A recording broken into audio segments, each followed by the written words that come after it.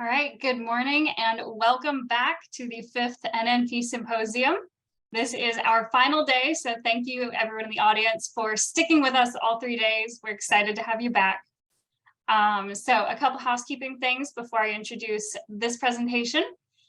Remember, we do always do a Q&A at the end of the session. There's a button at the bottom of your Zoom window that says Q&A. Just click on that and you'll be able to type in your questions. Also, we always like to thank the Eric P. Newman Numismatic Education Society for funding the entire symposium. They enable us to make it free for everyone. So I think that wraps up my housekeeping. So for this presentation, we're going to be hearing from Benjamin Hellings and Emily Pearce Seigerman from the Yale curatorial team about numismatics at Yale and the Bela, Lyon, Pratt Gallery. So we're very excited to have them, and Emily and Benjamin, I will let you take it away. Thanks. So welcome, everyone. I'd like to thank Len for extending an invitation to me to speak at the Newman Numismatic Portal Symposium, and then for allowing me, in turn, to extend the invitation to include my dear colleague, Emily Pearce Seigerman. So I'm delighted that all of you can join us for today's talk about one of Yale's little-known gems, the numismatic collection. I'll start by giving a brief introduction to the Yale Numismatic Collection, the department as it stands today, as well as the Yale University Art Gallery to which we belong. After that, Emily will dive into the past of the collection during its long history at Yale, before we present on the new Numismatics Gallery that opened earlier this year and some of the cases that are on display, as well as what the future holds for the department. The Yale University Art Gallery was founded in 1832 when history painter and portraitist John Trumbull sold 28 paintings and 60 miniature portraits to the university. Trumbull himself designed a neoclassical building to exhibit the works. When the Trumbull Gallery opened to the public on October 25, 1832, it became the first college art museum in the United States. While the Trumbull Gallery is no longer standing, today's Yale University's Art Gallery is housed in 3 historic structures designed by 4 architects.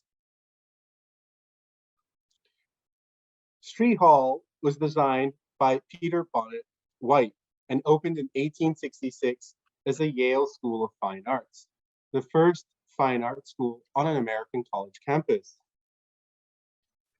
The building was named after Augustus Russell Street, a New Haven businessman who donated the funds for the building's construction on the condition that all residents of the city could enroll in the school and that classes would be open to both male and female students. Built in the neo-Gothic style that would come to define Yale's campus by the early 20th century, the building recalls the look of the 13th century Venetian palaces, characterized by angular outline and polychrome stonework.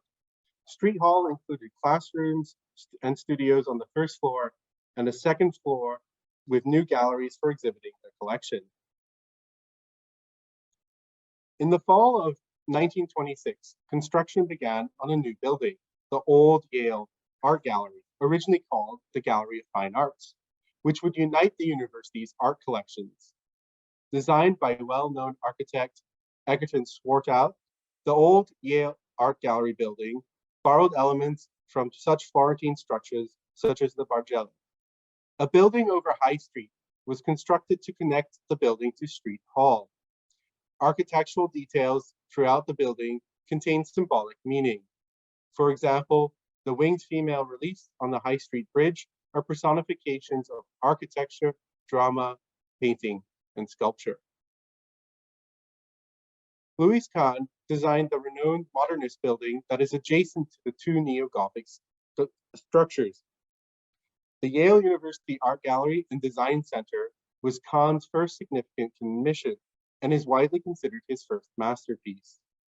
When it opened in 1953, the building included open spaces for the exhibition of art and studio spaces for use by art and architecture students. Constructed of masonry, concrete, glass, and steel, and presenting a windowless wall along its most public facade, the Kahn building was the first modernist structure at Yale. Kahn Kahn's design has been celebrated not only for its beauty, geometry, and light, but also for its structural and engineering innovations, in particular, the tephral ceiling and the cylindrical main staircase. In 2004, the gallery embarked on a major renovation of all three buildings. Completed by 2012, by the Ennead architects, the renovation included an addition to the upper level of the old Yale Art Gallery that created room for a rooftop sculpture terrace. 8 new classrooms were added to enable educators to teach from the collection, and the Nolan Center for Art and Education was developed as a major resource for teaching and learning. The renovation and expansion enhanced the gallery's role as one of the nation's most prominent teaching institutions. During the renovation program, the Numismatics room and gallery were made possible by a gift from a descendant of Bela, Lyon, Pratt, a Connecticut medalist and sculptor who studied at Yale, as is seen in the photographs in the center and on the right. In May 2022, the Bela, Lyon, Pratt Gallery was moved and renovated into a designated space in which to exhibit the depth and breadth of the numismatic collection, as you can see on the left. And it now features over 260 of the museum's smallest objects in 16 newly designed display cases. The first floor gallery is adjacent to the Bela, Lyon, Pratt study room, where visitors may make an appointment to view collection material. The collection provides not only the basis for formal instruction in numismatics, but also for expanding the horizons of historians, art historians, archaeologists, and the general public. Its great strength remains the Greco-Roman world, including examples of the earliest coinage of Western Asia Minor, the supreme artistic achievements of Syracuse and southern Italy, and masterpieces of Hellenistic and Roman portraiture. Silver coins from the Roman Republic have been systematically acquired, and the collection of imperial coins is comprehensive. Prior to my appointment, in 2004, the collection was augmented by the purchase of a collection from Professor Peter and Leonora Franca, which consisted of more than 4,100 pieces from Greek cities and provinces. Then, in 2007, the Bentley Damsky collection of some 900 coins enhanced the gallery's Roman imperial holdings. Several other large collections of ancient coins are in the works of being promised to the department that will augment both our Greek and Roman holdings. We have also made numerous individual acquisitions over the past few years, including one of 2 tetradrachms of Ptolemy VIII, and there are only 6 portrait coins of him known to exist, and after our acquisition, only 1 remains in the private market. And then this year alone, we have made 2 purchases, a frontal portrait of Apollo from Catane in Sicily, and the half shekel of Hannibal. Other strengths of the collection include fine examples from the English and German traditions, a broad selection of Renaissance medals, and the coins from Jura Europos, which complement the gallery's other holdings from this important Yale excavation in the 1930s. To support our British holdings, in 2021, we acquired a notable and rare medal of Sir William Parkhurst, of which there are only 5 recorded in existence, and this was the last publicly available. It is widely regarded as one of the best British portrait medals and was made by Thomas Rollins. For the modern period, one of the most important single bequests was that from Charles Willis Betts of medals pertaining to the American Revolution, which was the basis of a scholarly study from 1894 that remains in use today. The collection also includes paper money with many thousands of Confederate notes donated by Douglas Ball, selected to represent virtually every issue of the Civil War period, as well as a superb run of Connecticut coppers from the 18th century. In recent years, we have added to the Connecticut coppers run, and we are planning to expand our American holdings in the future should we have the privilege and opportunity. Finally, in 2017, the Numismatics collection was fortunate to receive a transformative support from Susan and John Jackson and the Lyon Foundation, which will see the department's activities and its holdings of paper currency and related artwork expand exponentially. Their promised gift, with approximately 100,000 objects from federal notes and the American Banknote Company archive, will find a perfect home at the Yale Numismatic Collection. We have already started slowly and carefully to add to their promised collection by acquiring select pieces that are not part of the promised gift, such as a large series of progressive proofs from the educational series, which we acquired in 2019, as well as the largest collection of broadside specimen sheets ever assembled, which we acquired in 2021. Here's a list of approximate numbers for those of you who are curious about the division across collecting. Now, please bear in mind that this only includes counted and assessed objects, which is not necessarily everything in our vault. As a final word, 2 sentences about each of us.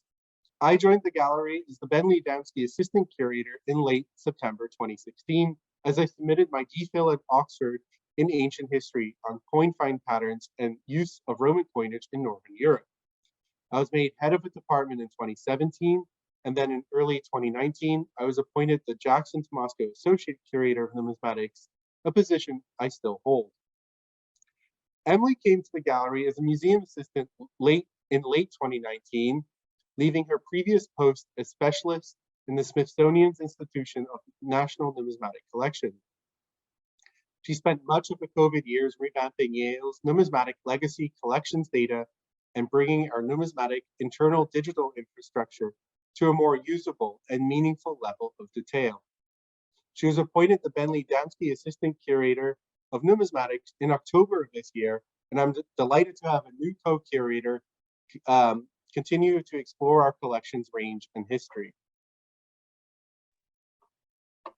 Thank you, Ben, and good morning, everyone. I would like to begin with a brief quote from one of the Yale collection's earliest caretakers, Fisk Parsons Brewer, from the Yale Literary Magazine of 1860. Numismatic fever is a very malignant type, has broken out in America. It seems to spread by inoculation. He goes on to say, love sickness is not more powerful than coin sickness, to draw away from ordinary concerns.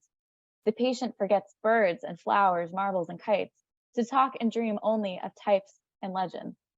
Thankfully for the coin-sick Parsons Brewer, he would attend a college with ample opportunity for him to inoculate others.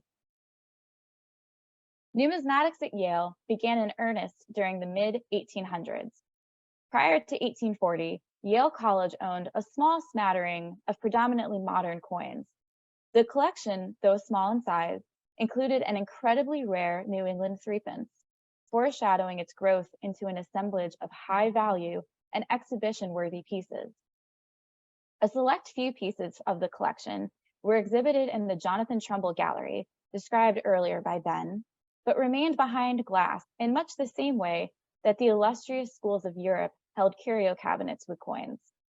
In 1854, Thomas H. Johns bequeathed a collection of 800 mostly British coins, a small financial gift, and funds to create a coin cabinet to be housed within the college library. While the cabinet itself has been lost, we have descriptions of its design, quote, in the style of the cabinets of the Royal Museum of Prussia, unquote, and John's intention to create a collection to rival those of Europe. By 1863, Yale's coin cabinet totaled 3,000 coins, spanning ancient and classical periods through to the early 19th century. The first true cataloging of the collection was created by 2 Yale students, the aforementioned Fisk Parsons Brewer from the class of 1852 and Henry Champion from the class of 1860. Parsons Brewer, the son of American missionaries to Western Asia, spent much of his childhood in Syria before returning to the United States. He attended Yale College, as I said, until 1852, studying classics with particular attention to languages. At some point during his studies, Brewer became a custodian of the numismatic collection and arranged the coins in chronological order and by geographic origin. Champion, like Parsons Brewer, grew up in the mission field, traveling with his parents throughout South Africa. Upon attendance at Yale, Champion became active in the New Haven numismatic circles.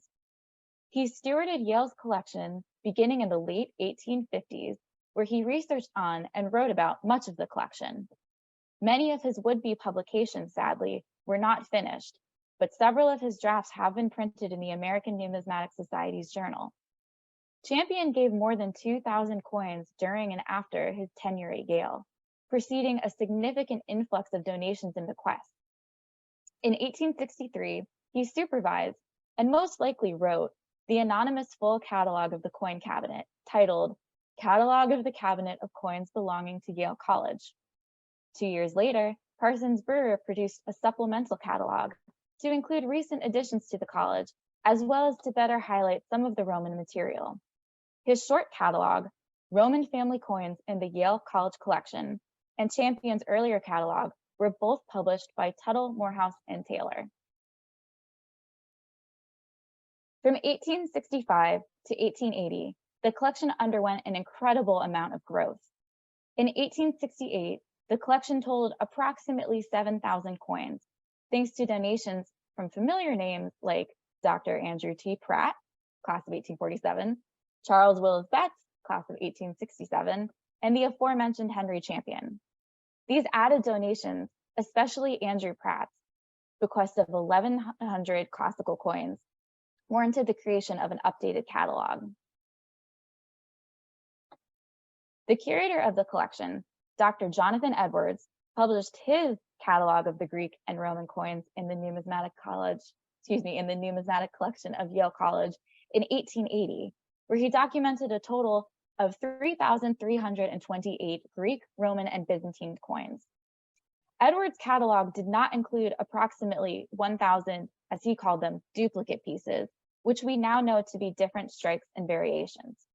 The collection likely totaled more than 10,000 pieces at this point, but an exact figure is not known. The addition of the Betts colonial and early US rarities and the Edwards donation of his ancient and modern collection and reference library set a striking foundation for the classical and US portions of the collection. A massively significant donation from the state of George A. Kitteridge of his entire Near and Far Eastern coin collection and library broadened focus of the collection to include material of ancient Asia outside of the classical world. The Kitteridge collection was completely identified and cataloged by Edward T. Newell, who graduated with his BA in 1907 and his master's in 1909, and served as honorary curator of the Yale Numismatic Collection from 1907 to 1931. Newell was instrumental in the organization and modernizing and setup of the numismatic collection. Though perhaps better known for his role with the American Numismatic Society, Newell had profound impact on the Yale collection. During his curatorship, more noteworthy pieces were added to the collection by the Yale community. Between 1919 and 1921, Professors Tracy Peck donated his entire collection of ancient coins, including Roman Republican silver, and Professor Edward Thramer of the University of Strasbourg gave more than 1,500 Greek, Roman, and Byzantine coins.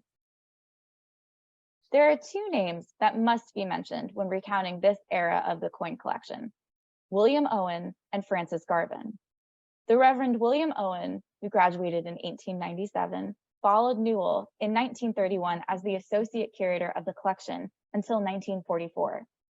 His work to identify, categorize, and publish on the collection was extraordinary in scale and scope. Not only did he leave a legacy of documentation, but also a donation of his 10,000-piece coin collection, which he gave to the gallery in 1927. Owen's collection was global, including pieces from Russia, the Netherlands, and East Asia. The most important pieces given from Owen were in his donation of early American gold, silver, and copper coins. His donation included the brasher doubloon, which has gone on to hold quite the infamous history in Yale's numismatic circle. Owen's classmate, Francis Patrick Garvin, graduated also in 1897, bequeathed a significant collection of early American gold and silver coins, which came to the gallery in 1930. Garvin, a world-renowned collector of American decorative arts, focused his collection largely on early American silversmiths. His donation of approximately 700 pieces, combined with Owen's, likely made the Yale coin cabinet the second most important and complete assemblage of early American gold coins, a reputation that unfortunately would only last 35 years. Also in 1930, a dedicated storage vault and coin study room was built as part of the Sterling Memorial Library. This space set the numismatic collection apart as its own special collection within the university's many material culture repositories.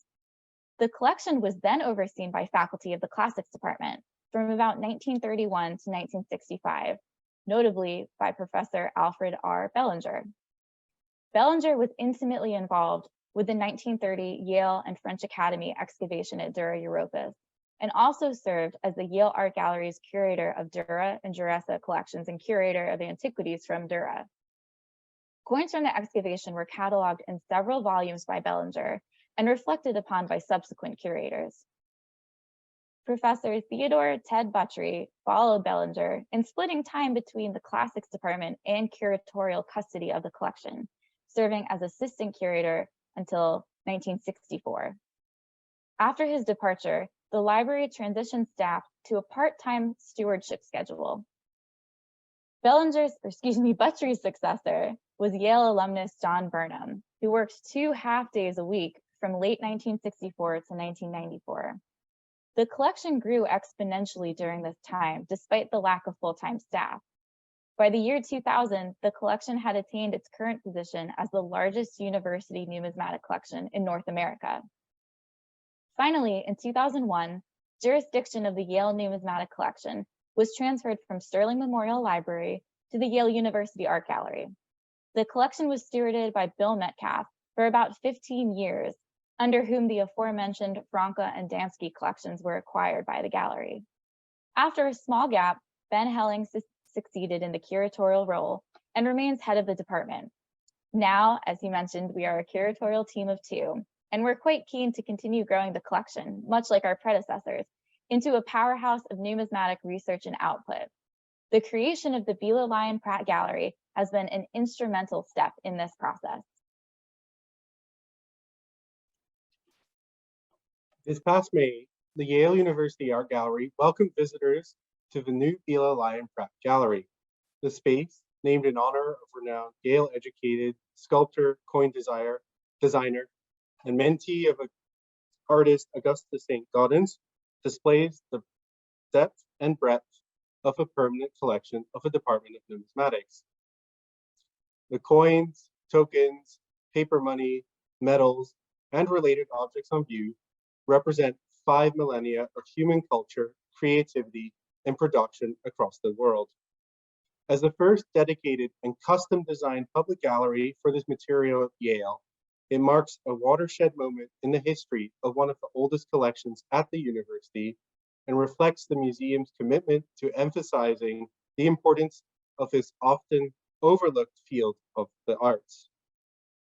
Faced with bottlenecks in the supply chain and other challenges posed by the COVID-19 pandemic, the exhibitions and facilities teams worked hard to coordinate the many logistics entailed, creating an intimate space that welcomes visitors and encourages close study of the artworks on view. Discussions for a new gallery began many years ago, but only took shape late 2020, early 2021 in the middle of COVID. One of the longest part of our deliberations was where to have this new gallery space, since space is always in short supply at any museum.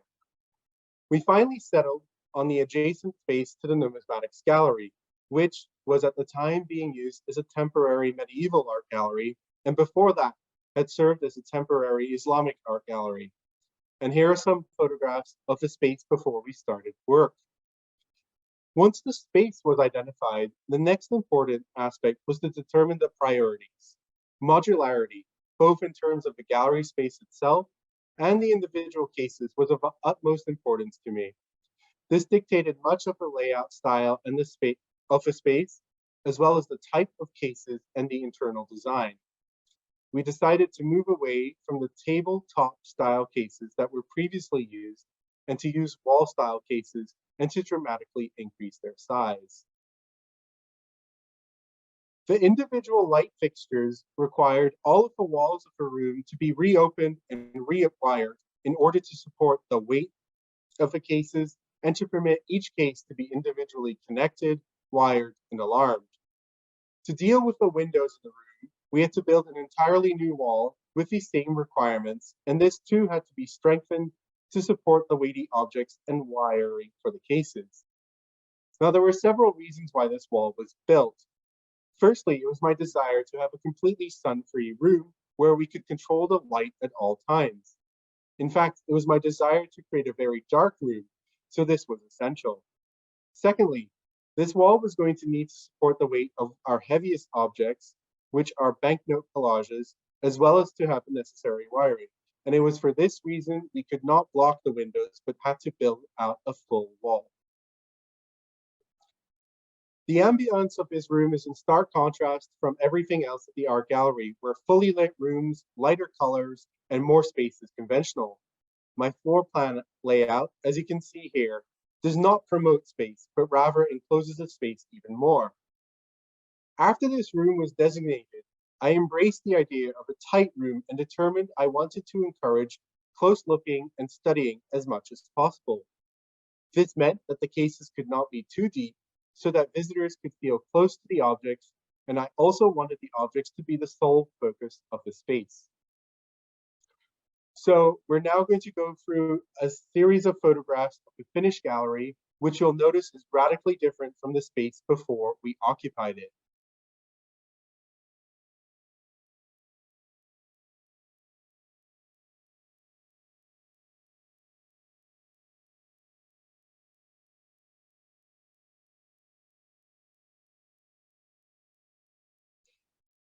The darkness of the gallery and the floating cases helps give the illusion that the objects are not far behind the vitrine for the visitor.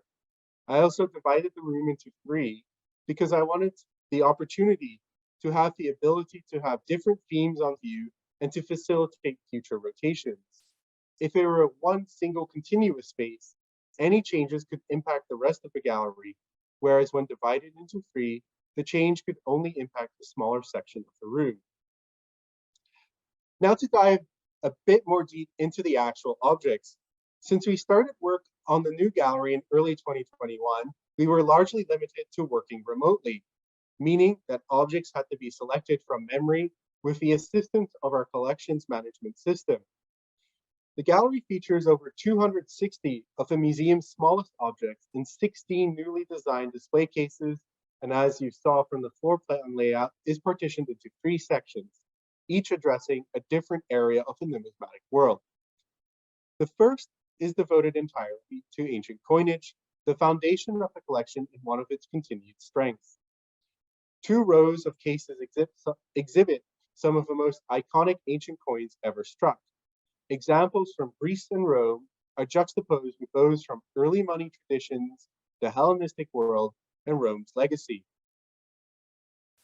One can inspect miniature treasures, such as the best preserved coin illustrating in every detail the Circus Maximus, the vastest chariot stadium in ancient Rome, a decadrama from Syracuse in Sicily, which is widely regarded as among the greatest artistic achievements of Greek coinage, and a gold pentagram showing Ptolemy II, which was to be one of the largest gold coins in ancient history.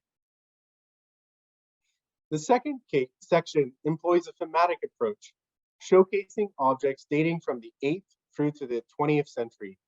Among these is one of the gems of the numismatic collection, the Naseby Cup, a Victorian-era silver trophy made in 1839, decorated with 72 coins, tokens, and medals from the period of the English Civil War, some of which were actually dug up from the former battlefield at Naseby in England. Nearby, in a case dedicated to North America, a range of New England silver coinage is shown alongside medals. In this part of the installation, one can also study imitations and counterfeits, as well as the tools involved of making numismatic objects, in a display case dedicated to production. Meanwhile, the trade and commerce case highlights Mexican and Japanese silver coins that were an integral component of world trade in the 17th and 18th centuries. While passing into the final area of the display, visitors have a rare opportunity to examine the Nobel Prize Medal for Literature, awarded to Eugene O'Neill in 1936. The third section is devoted to another priority of a gallery's numismatic collection, currency and related material. Here, one can study, as you can see in the bottom right photograph, step by step, the creation of what is perhaps the most beautiful banknote in history, that of a Canadian Bank of Commerce. Across the space, Swedish plate money is presented in its capacity as a catalyst for the production of Europe's first banknotes, along with other examples of early currency. The focal point of the gallery is an American banknote collage, one of the largest numismatic objects in existence, measuring 81 by 75 inches, and that consists of over 200 stamps, banknotes, stock certificates, and vignettes that appeared on various security documents. This unique piece is a promised gift from the Susan and Jackson and Lyon Foundation collection. The Bela, Lyon, Pratt Gallery offers a beautifully rich yet focused introduction to this material, including iconic works and rarities alike. It features detailed labels accompanied by QR codes that link to the Smartify mobile app. By scanning these with a smartphone, visitors can learn more about each individual object and see high-resolution photography. In this way, the gallery has transformed the numismatics display both in person and digitally. In the future, the specially designed public installation space will comfortably permit themed rotations to showcase this preeminent collection, which the gallery commits to preserve, study, and expand.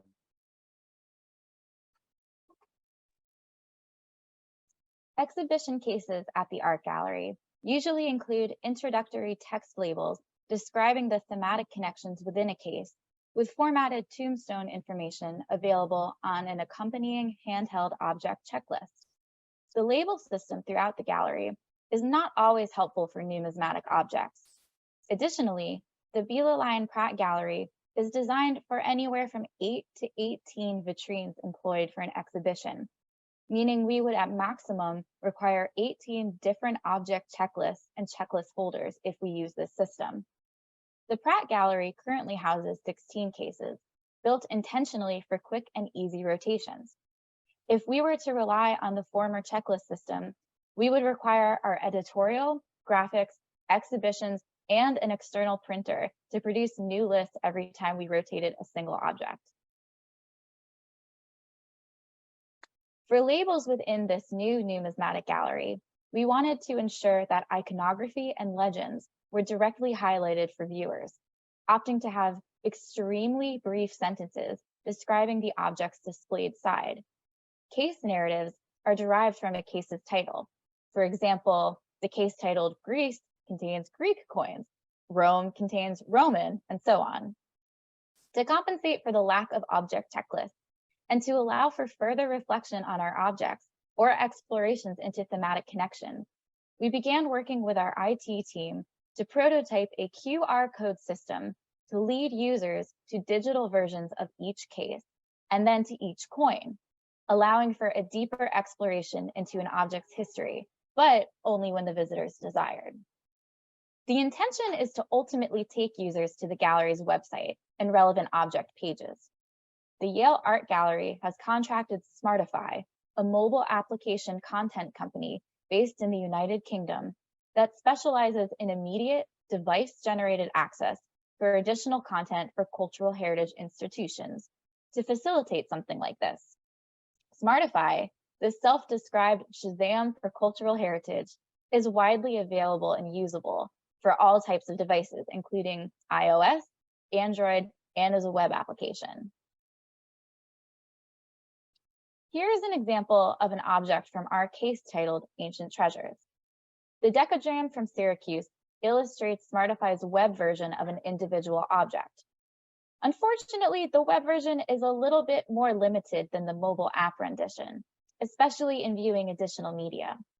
The mobile version of the same object is visible here. This is much more user-friendly, or at least less flat than the web interface. Regardless, Both certainly achieve our goal of communicating additional object information. Some other differences that currently exist between the mobile and web formats are the presentation of object groups, the Smartify mechanism through which we can digitally exhibit each case in the Bela, Lyon, Pratt Gallery. I would like to note that Smartify is in the middle of a massive update, so these images reflect the interface prior to any adjustments being made currently. At the moment, the image at the top, which illustrates the whole of the case, here the early currency case, cannot be viewed individually. We are working with Smartify to change that, and so hopefully in the next update, you will be able to better view each case, something that is a major goal for Ben and I from the beginning. Smartify also allows us to host complementary media, both from its own content creation structures and from other digital repositories. This is an example from our object page for the Naseby Cup. If you look at the links available at the bottom, you will notice one titled Benjamin Hellings Discussing the Naseby Cup. If you select this, it brings you to the gallery's SoundCloud profile, and specifically to Ben's audio recording on the Naseby Cup. Here is an example of an audio guide created using Smartify's content creation structure. All of our audio material will eventually be available through this extremely user-friendly access point. One of the main attractions to Smartify for Ben and myself was their QR code generator's flexibility. This page displays each object currently on view within the case titled North America in sequential order. Objects are then selectable and generate additional media, information, and links back to the gallery's website when selected. As I mentioned, it is currently difficult to view additional media in the web version, but it is something we are currently working on with Smartify. And at the moment, it's possible to use the various workarounds. As I mentioned, Smartify just launched a massive update, but I would like to mention that several of those updates have been made as direct requests from our team from using the application in our Numismatic gallery. Media, above all, is going to be much more easily navigable. We're just not quite there yet. Our utilization of Smartify is still very much a work in progress, and as I mentioned, is allowing us to host some exciting things coming down the pipeline. Our next major step towards better audience engagement with the exhibition is a cluster of more robust audio guides. We are working with staff and faculty to create some specific guides for students, courses, and members of the internal Yale community. We are also working with external professionals to reach a wider berth of visitors. The first tour we have slated to launch will take visitors on a short, guided journey describing the developments and advancements of coinage and currency throughout history. In this audio guided tour, we will address the three minting traditions of coinage, the development of portraiture, and industrialization of milled coins. We anticipate working with faculty to create course-specific audio guides and tours so that students can wander through the space while listening to their professors discuss whatever topic the course addresses. This will be a tool offered not only to students of classics and history, but also students of East Asian Studies, American Studies, the School of Management, and beyond. The Numismatics department is keenly aware that the previous display space was incredibly inaccessible, lacking adequate space for visitors, interpretive text in languages other than English, and no content for visitors with low vision or blindness. The versatility of the Smartify program and the flexibility of using the application to host digital content in multiple formats and languages is allowing the department much greater authority over content creation and deliverable timelines.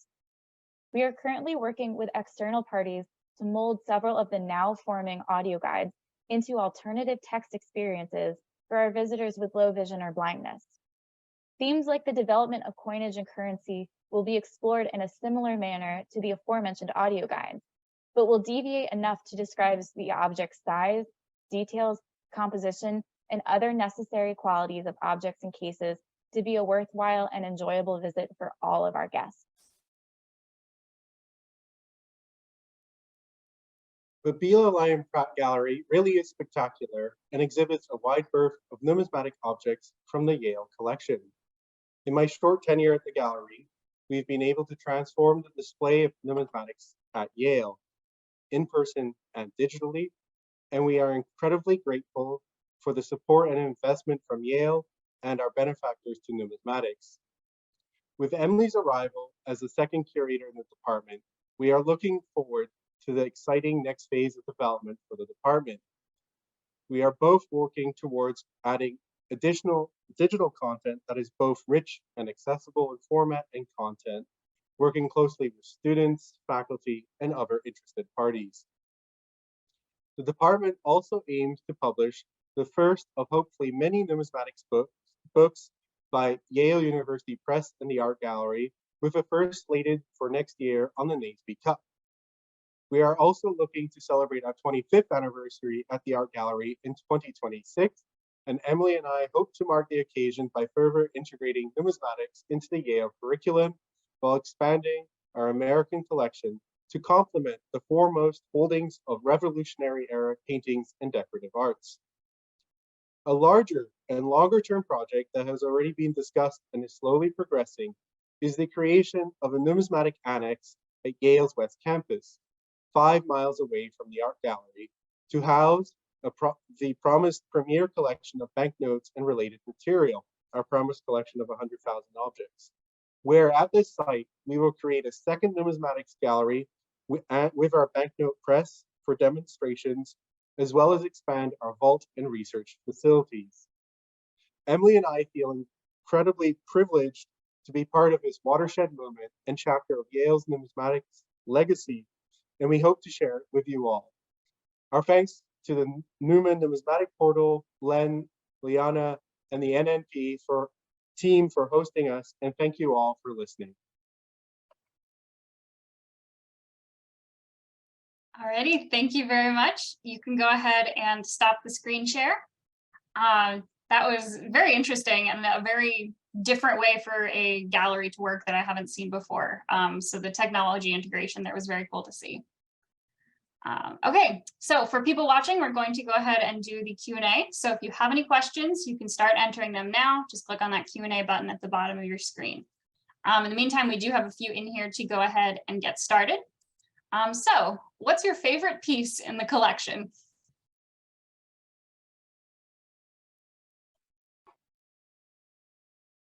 Emily, do you want to go? And you're up. And we've lost Emily. Yes, we have. Well, I can start by answering that.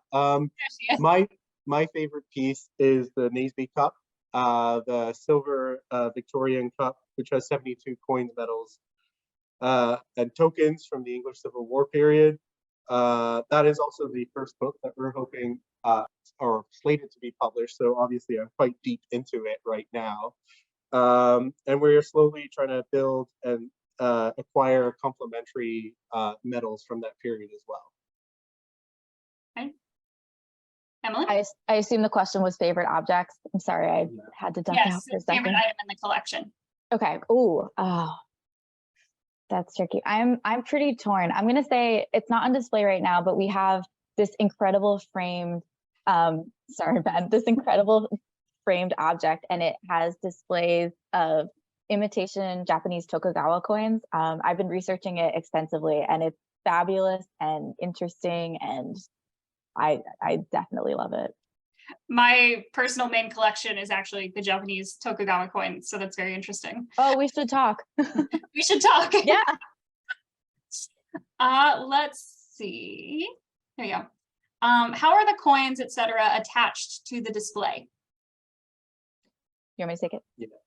So we use pin mounting, which is pretty typical in most museums that display numismatic objects. For coins, it usually is 3 pins, and they are sanded and treated so that they're not going to scratch the coins, and they're put on very carefully. Usually 2 at the bottom, 1 at the top, or if they are shaped a particularly odd way, like for Chinese coins, we'll have 1 at the center as well to help support it. And then for things like banknotes, we use Mylar covered photo corners, and then we'll either pin those, the corners, not the objects, to hold them, or if it's like a particularly large object and it's framed or something, we will employ the gallery's coins on the brain, the gallery's mount maker to create special mounts for things like that. So like the Swedish plate money is on display using a very specific mount. Mm-hmm. All right. How will numismatics be presented in the curriculum at Yale? So there's various ways that we've been teaching. Faculty request quite frequently one-off visits, and they tell us, for example, Roman law and coins, and so they come and visit our object study classroom, and then I give a presentation on that subject matter, and they get to handle the objects. So there's quite a lot of one-off lectures that are very targeted for a wider class. I also do a seminar, general numismatic seminar for the classics department and art history department and history department, and then also a specific Roman numismatics directed studies course.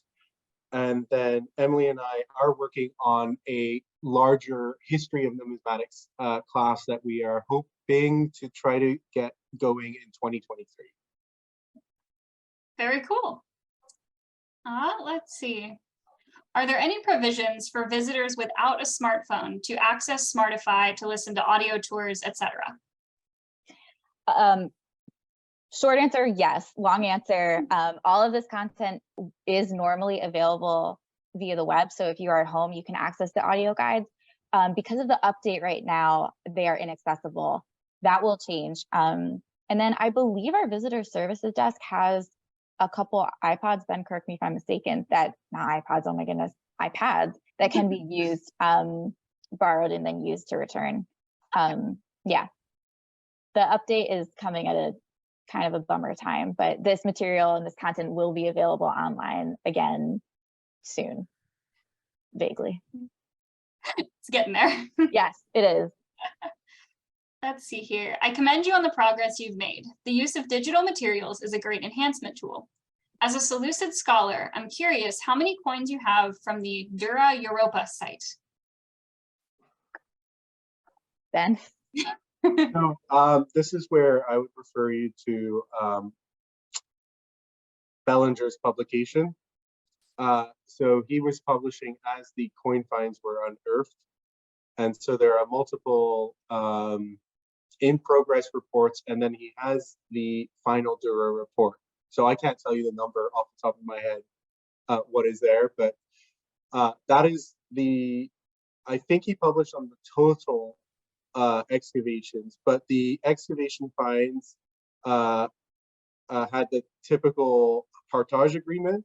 So they are split in 3 institutions, Paris being the other one. What's the third now? I forget. No, I can't remember the third, but it is in the introduction of the final report.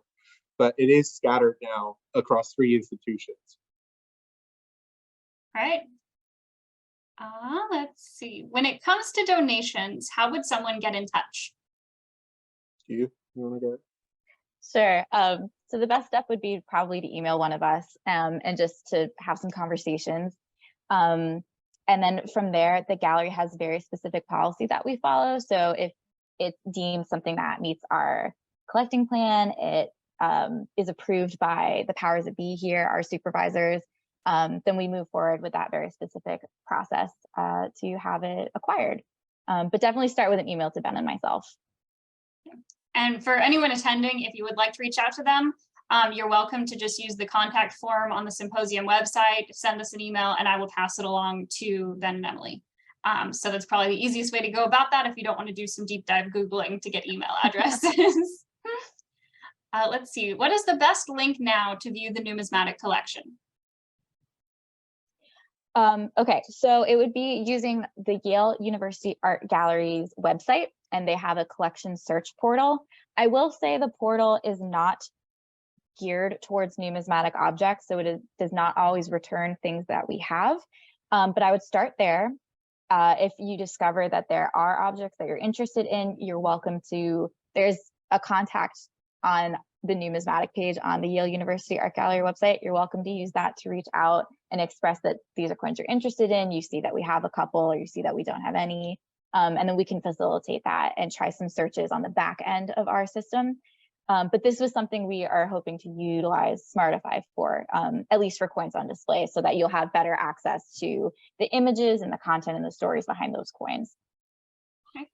Awesome. Let's see, we have a couple different questions about kind of the display process. How do you show the obverse and reverse for coins, or do you? You want me to? Okay, sorry, so this is one of the things we use Smartify for, which is kind of difficult to explain without the visuals, so forgive me for that. But the reason media is so important is so that when you're in the gallery, if you choose to engage with an object more deeply, you can have the opportunity to use that app to look at the reverse of the coin. And then that image is zoomable, just the way that you would use on your smartphone. So you pinch, or you, the opposite of pinch, to zoom in, zoom out. But we decided that that would probably be the most effective way of engaging with this material, just because I know some people really like using mirrors in displays of coins, but it's never quite right, and it's always backwards, and it's just for more than 260 objects, it absolutely was not feasible. So by having digital content there, it is enhancing the experience and allowing you to view the reverse of these objects. I would just like to say we're very cognizant that this is not replacing objects, it's enhancing the experience. So I invite you all to come to New Haven and explore and give us your feedback. So yeah, there are a couple instances where we do have the obverse and reverse of two separate coins. Of two separate coins on view. So for example, I think the Incuse coin from Metapontum, we have two specimens. So one side showing the obverse, one side showing the reverse. It's not exactly the same, of course, because we're talking about two different coins, but it does give visitors a chance to see both sides as well without going to the digital option. But of course, the cases are also themed, so that comes into play. Sometimes the reverse or obverse is not particularly relevant for the theme, and given the type of public that we have, not everyone is as interested as this group is in seeing both sides. So that's also something that we bear in mind. All right, last question for now. So audience, if you have any other questions, you can go ahead and send them in. Otherwise, we're going to start wrapping up after this one. Why is there so much space between objects in the cases? You're both muted. Sorry, we were deciding who should take this. I'm interested to hear that you think there is so much space between objects. I wish I could ask which specific case this person is addressing. For objects with fewer, for cases with fewer objects, I would assume our intention was just to have more intimate connection with that object, or to separate them thematically. So for a case like the North American case was one of the images in my slides. There's a little circle of Massachusetts silver, and then there's some space between that and then some Liberty dollars. And it's because the two, what I was speaking about in the case, has nothing to do with each other thematically, just in this specific instance. So that might be a good example. Trying to think for the cases like Greece and Rome, I think the objects are rather close together, but if this person wants to add comment in the question field, you're welcome to. Yeah, okay. Okay, they did send a little follow-up. The Getty has very little space between. I guess I would love to see more coins. The more, the better. Yeah, we're right there with you. This also goes partly to the fact that we are in an art gallery. And so we're always feeling that tension between being a true money gallery and numismatic experience, and then also being in a fine arts building, and housed as we are in the ancient art area. Ben, do you want to speak to that? Yeah, I would also, what Emily said, but I would also add that if you have too many objects, you will turn off the general public. It's too overwhelming. We love it, they do not. So that is, again, part of that tension and balance that one needs to find. And I also find that if there's less, you can, when you visit, focus on that specific object and really look closely. And that's something that I really want to encourage visitors to do, and not just quickly glance at everything that's there and just think, oh, these are all coins, they all look the same, or they're slightly different, and move on. Rather than, spending 10 seconds in each case, they might spend a few minutes. But you can't get that if you have far too many objects. All righty. Good deal. Then we don't have any other questions, so I'm going to go ahead and wrap this up. Audience, if you do have any last minute questions, you can go ahead and send them in, and we will come back to them before heading out. Otherwise, thank you so much to both of you for taking the time out to present. We're always excited to have more collections work with us, so it was really cool to get to see the Yale collection. It's not something I've had the opportunity to visit, so it was great to learn about that. Thank you, Leanna. And like I said, if any of you are ever in New Haven, yourself included, come to the gallery. Thanks a lot. Thank you. All right, then this is going to wrap us up. We do have 2 more presentations starting at 1 o'clock. We have a board talking about numismatic publications with Barbara Gregory, Wayne Homran, and David Heinrich. So be sure to tune into that one. And then we also have John Janacek, hoping I said his last name right, talking about cats on coins for a bit of a more general interest topic. So take a look at those, tune into one of them. We'll be here. Our last session starts at 5:30 today. If you had not seen on our social media, we do have a special guest for our last session. I'm confident you will recognize their name, so you should all show up to that one. And finally, some of you may have already heard about this, depending which sessions you've attended with which facilitator, but the next NNP symposium that we host will be in April, and we'll be partnering with the Central States show to do some of the talks live and in person, and then some will be virtually streamed in. So they will all still be live streamed, and we'll have a lot more information out on that soon. But we're all very excited about that one. Thank you all for joining us, and we have a few more left today, so keep tuning in.